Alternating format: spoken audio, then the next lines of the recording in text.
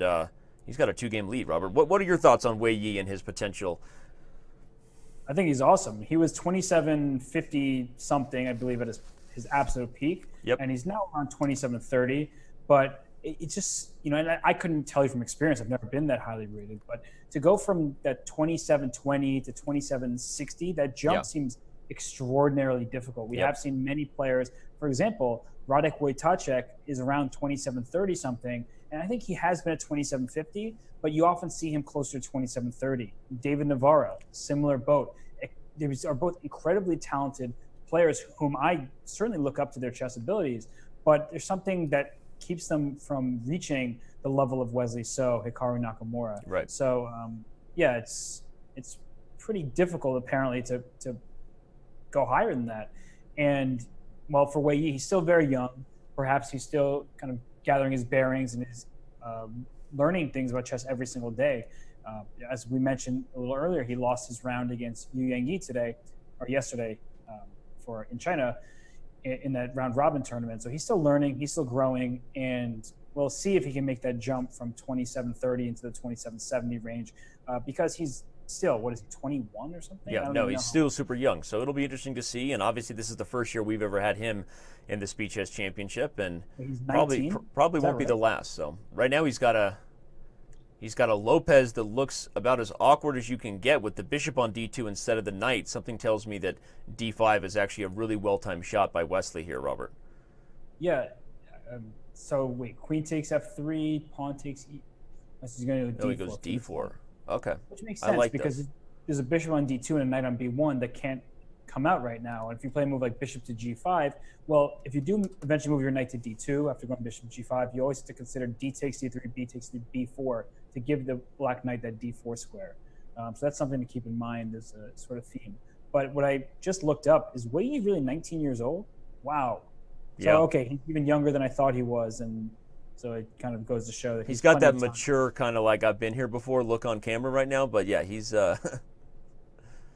he's a young pup. Yeah, and in this game, he's got the white pieces. He is met with someone who's very experienced in these lines. And note, it's important to note that Wesley played e4, e5 this game. He didn't want to get into a French again. He must not have enjoyed. He did lose that game, but his opening was slightly worse after the opening stage. So he's deviating, and I think we'll see a lot of that from Wesley in the match. He seems to be someone who knows his openings very well, but is not afraid to mix it up. And right now, for Wei Yi, he was eating up clock, burning clock. He has 3 minutes and 8 seconds. His opponent is a minute and a half more than he does. And right now, you don't want to take on d5, but he didn't. He took on c3. I don't think I love that move necessarily. I would take with the bishop on c3. And that way, after knight takes d5, pawn takes d5, you have to go knight d4. I think I take on d4, and I'm left. How do I feel about this? Now I'm sort of second guessing how much I like this, but I thought that white would take over the e file and have a knight against a bishop in a favorable dynamic. So I took with the pawn on c3 and made my whole point move. Well, he had to hold the d4 square, right? But it still feels that ever since black played d5, white is in a less than ideal Lopez. Am I over exaggerating the importance of the fact that black broke through with d5 on move 10 when white's development wasn't quite ready for the center to open? Yeah, I mean, sometimes it's beneficial for white, but in this particular line, it doesn't look to be the case because the knight on b1 has nowhere to go. The bishop on d2 is sort of stuck hanging onto the c3 pawn. So even a move like rook to d8 here, either rook, I believe, is a decent looking move because if white ever captures on e5, you simply play knight d7 to regain that pawn. And he played rook d8. It looks like a good move to me. And if you play d5 as white, I move my queen from c6 and then play pawn to c6 next move. And that just chisels at that white pawn center. Yeah. It's not the size of the center, it's how you use it, right? If you can't hold it down, then it's just a target for black to poke at for the rest of the game. For sure. And right now it's certainly being poked at. The knight on b1 is really what's bothering me. I'm someone who likes to develop my pieces. Yep. And, well, knight on b1, bishop on d2, not doing a great job of looking particularly developed. So what was the theory here? I know these guys have played main line, and I know I'm going back to it because we're talking about the strategic evolution of this position being one where black broke with d5 and now feels like he has the much more active pieces, and white is struggling to get developed to protect the center. Where did white maybe go wrong on the analysis board here? Back to this move bishop d2 is a unique type of development in this line, right? We see more traditional Italian ideas like c3 to maintain the flexibility of d4 and eventually bring the knight to d2, maybe f1, and you do the thing that we see a lot of players do, bring their knights over to the king side. So do you know much about this line, or why Wesley recognized his opportunity to kind of change the game here with d5? Well, so he played d5 because, well, I don't really know much of the bishop d2 line. I know it is a played line, but once c3 happens, now you play d5 because the pawn on d3 is a potential target. Right. So he kind of waits for the c3 push and then plays d5, despite having played d6 two moves prior. So it's instructive stuff, I think, for players who play the structure to see how players of this level look for opportunities, weaknesses are created, things change, and then you change the center with it. Okay, we're not calling the game yet, but I actually really like Wesley to get his first win here. I'm thinking, why don't I put a piece on d3, double on the d file, and yeah, here he goes. He feels good about black's chances. Yeah, white can't do anything. There's knight on b1. It's going to be it's been there the whole game. It's going to be the reason why white loses. Just rook to d1 now. Yep. How is this knight expecting to get out?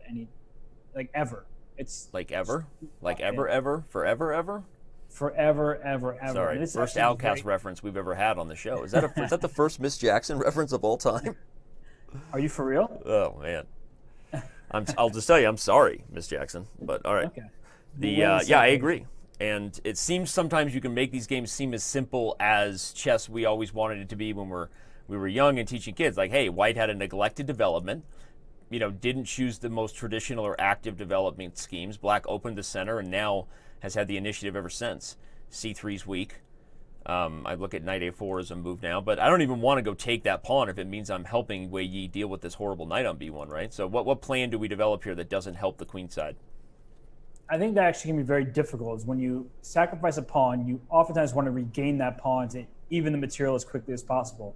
And I was going to say this move h5 because you play h5, threaten to go h4, you give your king luft.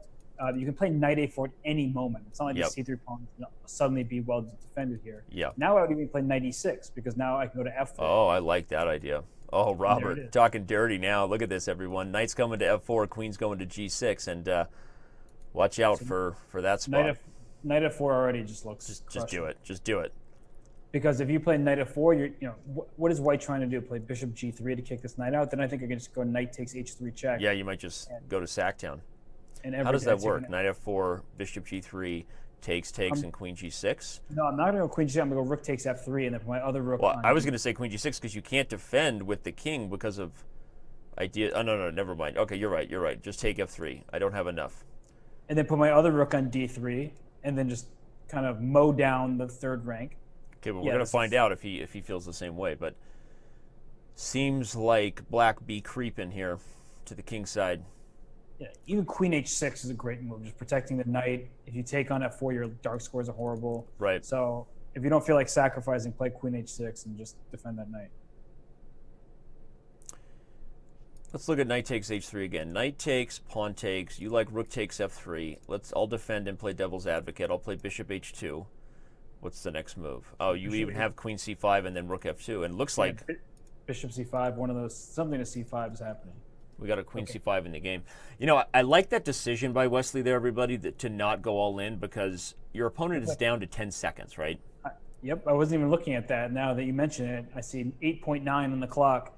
And so it should be pretty straightforward, much better for black. So no need to take any crazy risks that could backfire. Just win the game in your opponent's time trouble. No, and that's the point we're making, everybody. Sometimes you have those critical roads, right? You're making a decision at the fork in the road, but assess your opponent's difficulty to defend it as much as whether you really like an idea. And here, keeping the opponent white in the bad structure that he's already been in, basically playing down a knight and a rook. Yeah, just made it much easier for the position to play. London to Simon, I've been all around the globe trying to protect your